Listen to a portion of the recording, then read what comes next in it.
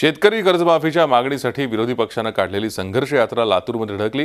यावेळी विरोधकांनी सरकारवर जोरदार हल्लाबोल केला। इतक्या मोठ्या प्रमाणात शेतकरी आत्महत्या होत आहेत असं असूनही सरकार कर्जमाफी देत नसल्यानं हे सरकार निजामासारखं असल्याची खरमरी टीका काँग्रेसचे प्रदेशाध्यक्ष अशोक चव्हाण यांनी केली। तर शेतकऱ्यांचे प्रश्न माहीत नसलेल्या मुख्यमंत्र्यांनी एकदा तरी गाईचं दूध काढून दाखवावं असं आवाहन विधान परिषदेतले विरोधी पक्षनेते धनंजय मुंडे यांनी दिलं।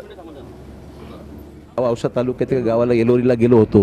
गारपीट झाले, प्रचंड नुकसान झालेलं आहे आणि त्याच्याकडे लक्ष नाही दिलं तर महिना दोन महिन्यात तिथल्या कुटुंबांना कोण ना कोण आत्महत्या केल्याशिवाय राहणार नाही, अशा प्रकारची परिस्थिती आहे। मुख्यमंत्री तिथे पाहायला फुरसत नाही, पालकमंत्र्यांना निर्णय घ्यायला वेळ नाही। लोकांनी जायचं कुठे हा खरा प्रश्न। निवेदन लोकांनी दिली तर निजामाच्या पेक्षाही वाईट अवस्था।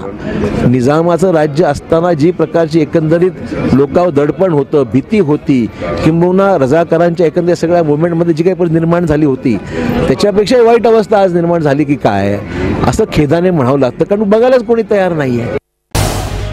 झी 24 तास रहा एक पाऊल पुढे।